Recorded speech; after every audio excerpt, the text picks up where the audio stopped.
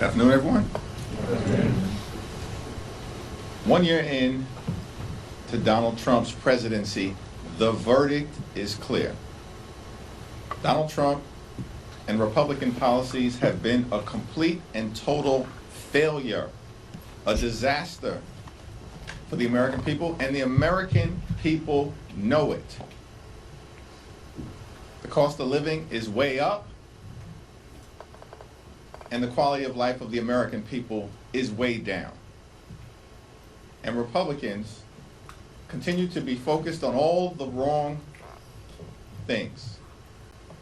This week, the Republican focus has been on Greenland, Jack Smith, and Bill and Hillary Clinton. That's their focus this week. Not driving down the high cost of living for everyday Americans in an environment where there is an affordability crisis that is crushing working class folks, middle class folks, and the American people all across the country. House Democrats are going to continue our focus on making life better for the American people, on driving down the high cost of living, fixing our broken healthcare system, and cleaning up corruption wherever it is found.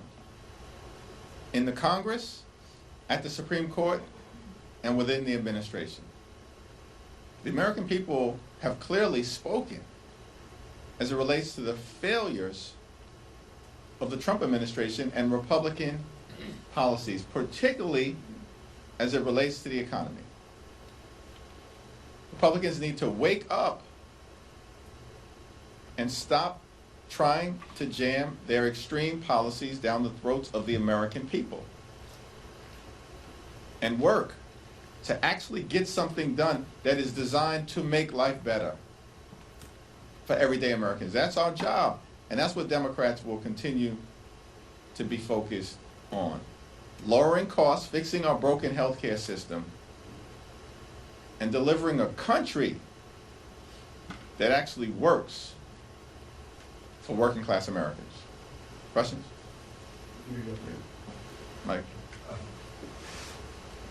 You just spoke about cost of living and Democrats focusing on affordability and all of the issues that you're talking about from us. Do you feel that with the funding bill presumably crossing the finish line later on this afternoon, no must pass bills on the horizon, that you all can get laser focused back on this issue without the context of the appropriations bills kind of taking up a lot of the oxygen on the hill? Well, it's definitely important that we fund the government in a way that's consistent with our values. And in terms of many of the pieces of legislation that will be before the House later on this afternoon, we believe that that has been achieved. Significant progress has been made as it relates to the labor H bill in terms of protecting the health, the safety, and the well-being of the American people. Increased funding as it relates to community health centers, PBM reform, protecting safety net hospitals all across the country from significant cuts that they may be facing otherwise. These are all modest steps in terms of progress that has been made for the American people, but certainly as we emerge from the appropriations process, perhaps this week in the House, next week in the Senate, there are still so many issues that will require the Congress's attention because of the damage that Republicans have done throughout their first year to the American people. This is a group of people, these extremist Republicans, who enacted the largest cut to Medicaid in American history. We want to reverse it. Republicans want to double and triple down on it. Hospitals, nursing homes, community-based health clinics are closing because of Republican rotten policies in their one big ugly bill. Those policies should be reversed. Republicans are doubling and tripling down on those policies. The Trump tariffs are costing everyday Americans thousands of dollars in additional expense per year. They need to be eradicated, either by the Congress or by the Supreme Court. But Donald Trump and Republicans are doubling and tripling down on tariffs that are making life more expensive for the American people. There's a lot of work that still needs to be done for the American people, including the Senate acting on legislation we passed in the House to extend the Affordable Care Act tax credits. You had full attendance today. I want to get your reaction on that. There's a lot of conversation around attendance on both sides. What's your reaction to the fact that all of your members are here? These are incredibly important issues that we are confronting on behalf of the American people, and we are going to continue to press for full and complete attendance as we move forward, understanding that sometimes the challenges of life, particularly as it relates to medical situations or family situations, may result in a member or two missing a vote or two. But under the leadership of Catherine Clark, our Democratic whip, we're working hard to make sure as we move forward, it's all hands on deck here in the House of Representatives. Mr. Jeffries, have you determined yet if you are going to launch a probe into Kristi Noem and what that would look like? We haven't ruled anything in and we haven't ruled anything out, but what is clear is that Kristi Noem is a corrupt political hack who is deeply unqualified and is unleashing brutality using taxpayer dollars on the American people. ICE is out of control and operating in far too many ways in a lawless fashion, and the American people know it, which is why the American people have turned against Donald Trump and his extreme immigration policies. So once we get through the appropriations process, which is what is in front of us right now, we'll continue to have conversations, particularly with the leaders of the relevant committees, Benny Thompson, Robert Garcia, and Jamie Raskin, about what accountability can look like so that the American people actually have their taxpayer dollars spent in ways that are designed to promote their safety and uplift our values as Americans, as opposed to what we're seeing right now from ICE, which is that they're using taxpayer dollars to inflict brutality on the American people. And in the instance of Renee Nicole Good, killing an American citizen in cold blood. Thanks. Back to this side. Sorry. Thank you, Leader. I want to get your thoughts on protesters going into a church in Minnesota during worship hours. Is that okay? Do you support that? Especially when one person who was involved with that was Don Lemon, who's been a guest of yours on the Hill before. I haven't followed that particular situation, so I'm not really in a position to comment on the specifics there. What I will say is, as someone myself who's grown up in the Baptist Church, continue to be an active member of the Cornerstone Baptist Church, come from a deeply religious community, I think across the board, we all should respect houses of worship. Churches, synagogues, mosques, temples. Let's all respect houses of worship. We can agree to disagree on a whole host of issues, and we should disagree strongly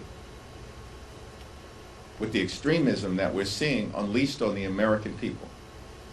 By Donald Trump, his administration, the attacks on healthcare, the attacks on the economy, and the attacks on law-abiding immigrant families. We should disagree with those things with righteous indignation.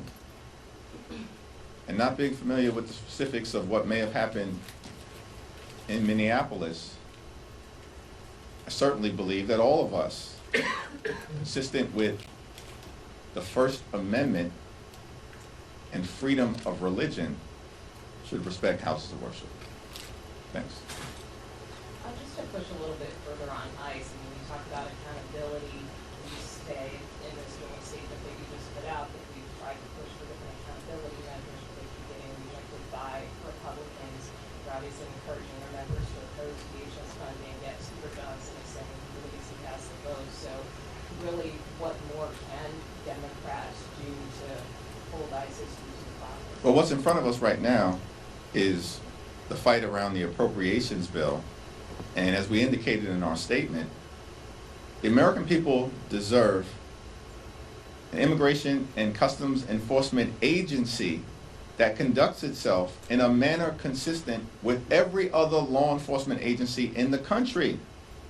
That is not too much to ask in the United States of America. But ICE is totally out of control, using taxpayer dollars to brutalize American citizens and law-abiding immigrant families. So what we will continue to press are common sense changes that should be mandated as part of the law, including but not limited to judicial warrant requirements before American citizens can be seized out of their home or while driving to and from work or picking up their children from school. We believe that body cameras should be mandated, as is the case with every other major law enforcement organization across the country. There should be an explicit prohibition on the excessive use of force, and the law should be made clear that no one in this country is above the law, and therefore ICE agents who break the law don't have absolute immunity. We believe there should be a prohibition that's explicit in the law that prohibits ICE from being able to storm churches, synagogues, mosques, houses of worship, hospitals, and schools. Let's start there. That's consistent with prohibitions that exist or protocols that exist connected to every other major law enforcement agency in the country. Why should ICE be conducting itself any differently? And there definitively should be a ban on masks and an explicit prohibition that would prevent ICE from detaining or deporting American citizens. These are the things that we will continue to push for today, tomorrow, this week, next week, this month, next month, until ICE is brought under control. Thanks. You, middle, sorry, yeah. Thank you. All three of you raised your hand at the same time, so I was a little confused and thrown off. Thank you, Mr. Leader. I wanted to know, so today the House, as part of this legal package, you guys are voting on, you guys are actually increasing, or you would increase the budget that's going to the Department of Housing and Urban Development, and that is a rejection of the cuts that the White House wants to do on a lot of thousands of housing programs. What does it say about your colleagues across the aisle that they're willing to go against Trump's wishes on that? Well, the provision as it relates to increasing funding for the Department of Housing and Urban Development, and particularly as it relates to affordable housing initiatives, is a big win for the American people, achieved by House Democrats, partnering with Senate Democrats, who are fighting hard to lower the high cost of living. And we know that housing costs are out of control in this country. Donald Trump basically wants to eliminate the Department of Housing and Urban Development and affordable housing programs. We know this to be the case. And the so-called HUD secretary is deeply unqualified. I don't even know the dude's name. That's how irrelevant he is in terms of policy making at this point in time. And basically he's undermining his own agency. And so Democrats and Republicans who have joined us, I think now recognize, particularly after Republicans were decimated and crushed electorally in the midst of the longest government shutdown in American history that they caused, and then were losing races all across the country up and down the ballot, that they need perhaps to partner with Democrats who are leading the way on dealing with the affordability crisis in this country. And that, I think, is one of the reasons why we were successful, led by Rosa DeLauro and Jim Clyburn, who's the top Democrat on the HUD Transportation Subcommittee, in achieving this important victory for the American people. More than $40 billion in increased funds for the mission of the Department of Housing and Urban Development, designed to ease the crushing housing burden as it relates to costs on the American people. Thanks. Really active group today. On the back. Thank you. Yesterday, 9 House Democrats voted with Republicans to hold former President Bill Clinton in contempt. Were you or your team trying to advise those members not to vote on contempt, and what is your position on whether the Clintons should be held in contempt? I strongly support the position of Robert Garcia and Jamie Raskin, and have indicated that publicly, and also in my conversations with any member who has asked for my perspective on this issue before the committee. When it gets to the floor, if we need to have a broader caucus-wide conversation about it, we will.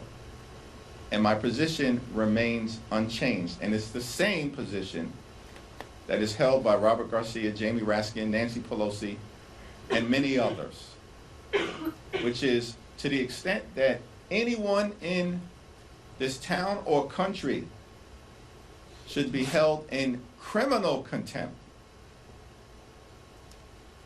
it is the Attorney General of the Department of Justice, or the Deputy Attorney General, or whoever within the Department of Justice is responsible at this point for violating the law, which requires millions of documents that the Department of Justice has refused to release without justification. In other words, there are more than 5 million documents within the Epstein files that the Department of Justice currently is under a legal obligation to share with the American people, consistent with the wishes of the brave, courageous Epstein survivors, and consistent with the law that Donald Trump signed. The Department of Justice was supposed to release those documents, 5 million documents, by December 19th. More than a month has passed.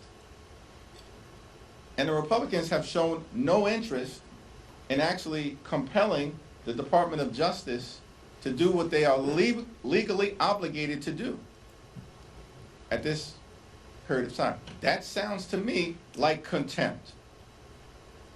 And we should start there. Do you think the Clintons have questions to answer for?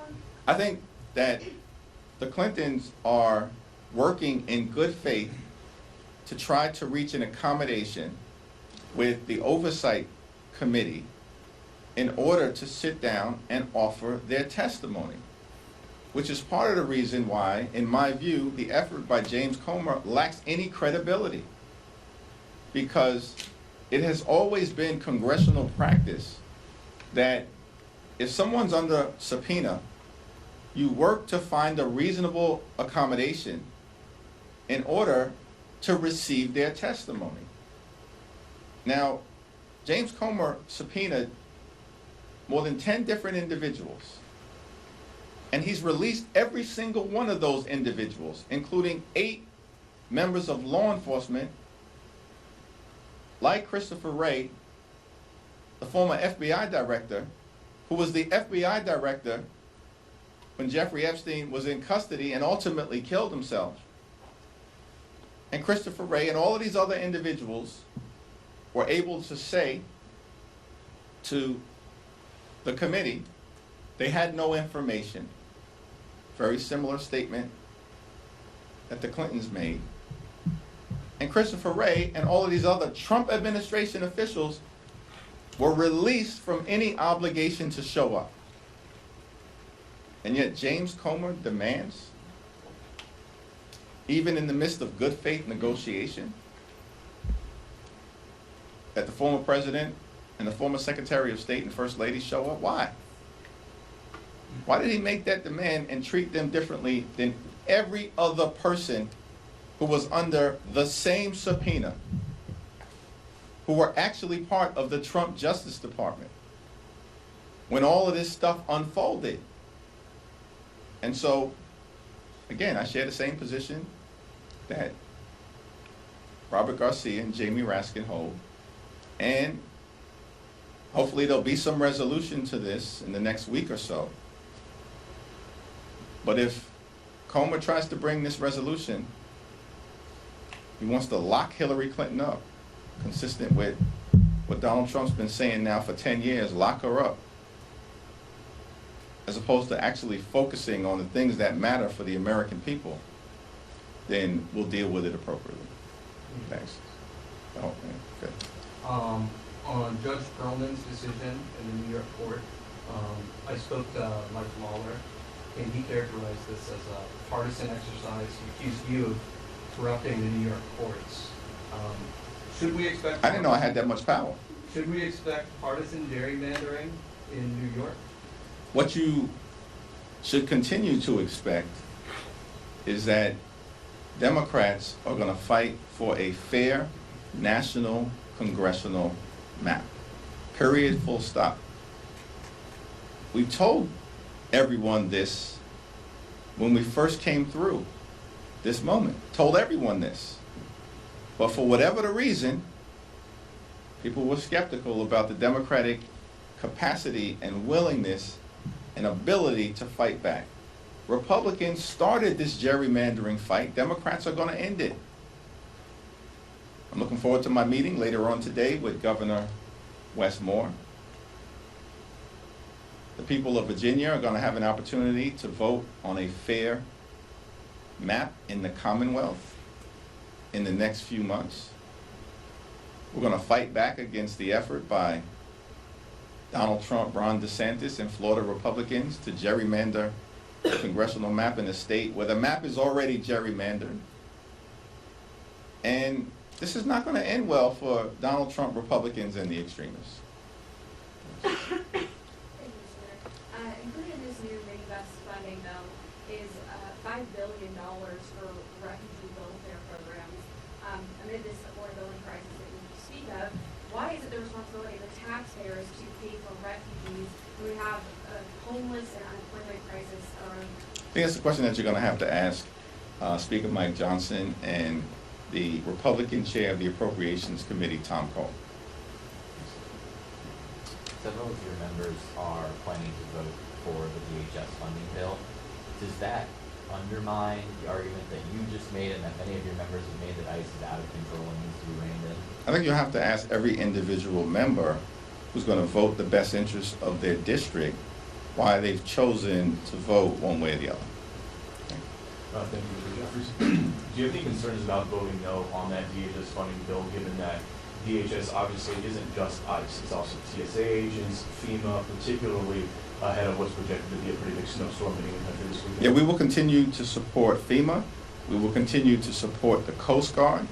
We will certainly continue to support the TSA, but we are not in a position to support the lawless behavior by ICE to use taxpayer dollars to brutalize American citizens.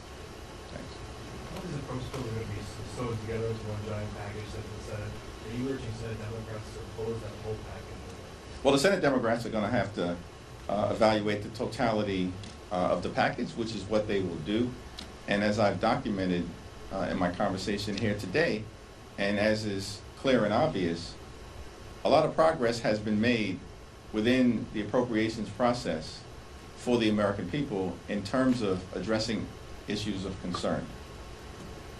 Be those issues related to the quality of life of working class Americans, middle class Americans, and everyday Americans, as well as our national security concerns and standing up for our military. It's the reason why, in terms of what's going to be before us in the House of Representatives, I'm going to support the 3 bills related to labor, health care, transportation, infrastructure, and defense.